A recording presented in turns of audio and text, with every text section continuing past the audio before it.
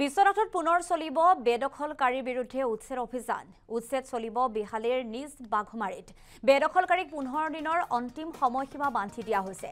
জিলা প্ৰশাসনে ইতিমধ্যে জাৰি কৰিছে কঠোৰ নিৰ্দেশনা আৰু বেদখলকাৰীক ইচ্ছাই চৰকাৰী ভূমি এৰিবলৈ নিৰ্দেশনা প্ৰদান কৰা হৈছে আৰু 15 দিনৰ সময়সীমা বান্ধি দিছে বুলি জানিব পৰা গৈছে। জিলা প্ৰশাসনৰ ফালৰ পৰা ইতিমধ্যে জাননী জাৰি কৰিছে, যিসমূহে সেই স্থানত বসবাস কৰি আছে সেই স্থান শীঘ্ৰে ত্যাগ কৰিবৰ বাবে প্ৰশাসনৰ ফালৰ পৰা জাননী জাৰি কৰাৰ পাছতে এইসকল লোকৰ মাজত হাহাকাৰ পৰিৱেশে বিৰাজ কৰিছে।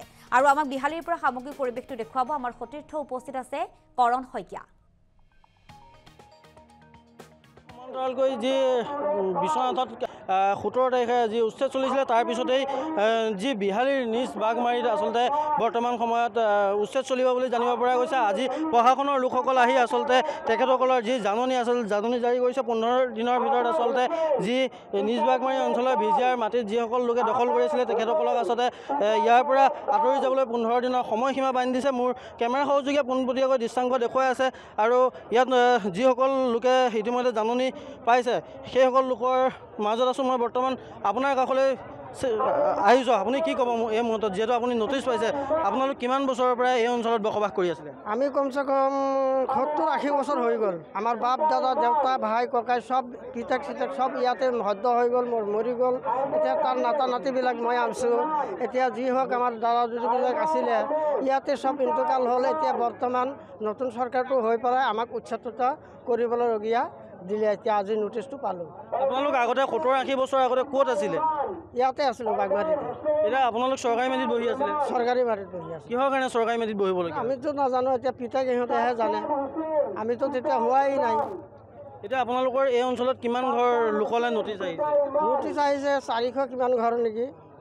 হয়, আচলতে 433 ঘৰ পৰিয়াললৈ আচলতে নটিচ আহিছে ইতিমধ্যে জানিব পৰা গৈছে। আৰু ইয়াৰ ভিতৰত আছে 265 বিঘা 3 কঠা 15 লেচা মাটি আচলতে প্ৰশাসনে উচ্ছেদ কৰিব। আৰু আচলতে প্ৰশাসনৰ লোক আহি লৈ পেলাই আচলতে ইতিমধ্যে এই স্থানত উপস্থিত হৈছে আৰু আচলতে যিসকল লোক আছে নিজ বাঘমাৰীৰ যিসকল লোক আছে লোকসকলক আচলতে নটিচ প্ৰদান কৰিছে আৰু ইয়াৰ স্থানীয় ৰাইজৰ লগত কথা পাতিবলৈ চেষ্টা কৰিম। মোৰ কেমেৰা সহযোগী দৃশ্যাংশসমূহ দেখুৱাইছে। খুৰা, আপোনালোকলৈ আজি নটিচ আহিছে, আপোনালোক কিমান বছৰ আগৰ পৰা ইয়াত বসবাস কৰি আছে? 50 বছৰ পাৰ হৈ গ'ল। আপোনালোকৰ চৰকাৰী মাটিত যে দখল কৰি আছিলে যে, আপোনালোকৰ কি ম্যাদী পট্টা মাটি নাছিল নেকি? ম্যাদী পট্টাটো মাজে সময়ে আছে অলপ। আপোনাৰ নিজৰ ম্যাদী পট্টা মাটি আছে? মোৰ নাই। কিমান চনৰ পৰা বহি আছে বুলি ক'লে? 50 বছৰ পাৰ হৈছে। কিহৰ কাৰণে আচলতে ইয়াত বহিব লগা হ'ল? এই মোৰ মাটি বাৰী চব মাটি হেৰি নদী ল'লে। আগতে ক'ত আছিলে আপোনালোক? এই নানকা পখৰাদি বালিডুবি। এতিয়া যিহেতু আপোনালোকক চৰকাৰে নিৰ্দেশনা নটিচ জাৰি কৰিছে যে ইয়াৰ পৰা আপোনালোক আঁতৰি যাব লাগে, ক'লৈ যাম বুলি ভাবিছে, কি কৰিম বুলি ভাবিছে? এতিয়া ক'ত যাম কি নাই, এতিয়া উপায় নাই আমাৰ আৰু। এতিয়া 15 দিনৰ সময়সীমা যিহেতু বান্ধি দিছে আপোনালোকক, কেনেধৰণৰ ব্যৱস্থা গ্ৰহণ কৰিম বুলি ভাবিছে? কি কৰিম আৰু উপায় নাই আৰু ক'ত যাম আৰু। আপোনালোকৰ বৰ্তমান পৰিয়ালৰ সদস্য কিমান? মোৰতো কমচে কম 10জনমান আছে। হয়, আচলতে এয়া আছিলে যি স্থানীয় লোকসকল, এই লোকসকলক আচলতে ইয়াৰ পৰা 15 দিনৰ সময়সীমা বান্ধি দিছে তেওঁলোকক এই স্থানৰ পৰা আচলতে যাবৰ কাৰণে। আৰু তেখেতসকলে ইয়াত বিভিন্নজনে উল্লেখ কৰিছে যে ইয়াত হয় 50 বছৰ বা 60 বছৰ পিতৃৰ দিনৰ পৰা আচলতে তেখেতসকলে বসবাস কৰি আছে। আৰু মোৰ কেমেৰা সহযোগীয়ে যি পোনপটীয়া দৃশ্যাংশ দেখুৱাই আছে, জাননী জাৰি কৰা হৈছে আৰু তাৰপিছতে আচলতে তেখেতসকলক 15 দিনৰ সময়সীমা বান্ধি দিছে। 15 দিনৰ সময়সীমা বান্ধি দিয়াৰ পিছত আচলতে তেওঁলোকে এই স্থান এৰিব লাগিব। ইয়াত যিসকল উচ্ছেদকাৰী আছে তেখেতসকল ইয়াতেই থাকিব বা এনেধৰণৰ মন্তব্য আগবঢ়াইছে ইতিমধ্যে। মই যি নটিচ জাৰি কৰি আছে আচলতে প্ৰশাসনৰ লোকে মাইক লগাই আচলতে তেখেতসকলে এনেদৰে নাম মাতি যি নটিচ প্ৰদান কৰি আছে।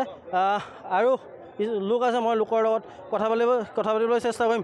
ইয়াত আপোনালোক আছিলে? আমি ইয়াত 62ৰ পৰা আছিলোঁ। 62ৰ পৰা। আপোনালোকৰ চৰকাৰী মাটি নাছিল নেকি, যাৰ কাৰণে আপোনালোক চৰকাৰী মাটি? আমাৰ আগতে আমি য'ত আছিলোঁ বালিডুবিত আছিলোঁ, আমাৰ ঘৰ বাৰী চব নদীয়ে ভাঙি লৈছিলে। তাৰ পৰা আমাৰ পুৰুষে চব ইয়াতে আহি বহিছিলে। আমাক চৰকাৰে এলটমেণ্টৰ কাগজো দিছিলে, ইয়াত আমাক জেগা দিছিলে। কিন্তু এতিয়া এইটো বিজেপি চৰকাৰে আমাক এইটো দখা কৰিলে। এতিয়া যিহেতু 15 দিনৰ সময়সীমা বান্ধি দিছে, আপোনালোক ক'লৈ যাম বুলি ভাবিছে বা কি কৰিম বুলি ভাবিছে? আমাৰ কোনো মাটি ভেটি নাই, ইয়াত বহুত মানুহে আছে, মাটি ভেটি নাই, ক'ত যাব কি কৰিম, আমিও ক'ত যাম কি কৰিম কোনো এতিয়াও হেৰি নাই চৰকাৰে কিবা ব্যৱস্থা কৰিলেহে আমি কিবা কৰিব পাৰিম চৰকাৰে কেনেধৰণৰ ব্যৱস্থা গ্ৰহণ কৰাটো আপোনালোকে ৰাইজে বিচাৰিছে আমাক মাটি অলপকৈ দিলে বা ঘৰ উঠাবলৈ অকণ কিবা সুবিধা কৰি দিলে আমাৰ চবৰে ৰাইজৰে ভাল হ'ব হয় আচলতে যিসকল স্থানীয় ৰাইজ আছে স্থানীয় ৰাইজে এটা কথা দাবী কৰিছে যে আচলতে যিসকল লোক আছে এই লোকসকলক আচলতে তেওঁলোকে উচ্ছেদ কৰিবৰ বাবে যিহেতু জাননী জাৰি কৰিছে তাৰ পিছতো কিন্তু তেখেতসকলক পুনৰ সংস্থাপন দিয়াৰ আচলতে দাবী কৰিছে দাবী কৰিছে আচলতে যিসকল লোক আছে লোকসকলৰ এই মুহূৰ্তত মই মন্তব্য ল'বলৈ চেষ্টা কৰিছোঁ অঞ্চল আছে নিজবাৰী নামপাৰাকে ধৰি লোৱা বহুকেইখন গাঁও আছে এই গাঁৱৰ পৰা আচলতে 15 দিনৰ ভিতৰত তেওঁলোকক ইয়াৰ পৰা জাননী কৰা হৈছে 15 দিনৰ ভিতৰত আচলতে এই স্থানৰ পৰা তেওঁলোকক আঁতৰি যাবলৈ আচলতে জাৰি কৰা হৈছে ইয়াৰ ভিতৰত আছে এটা মছজিদ আচলতে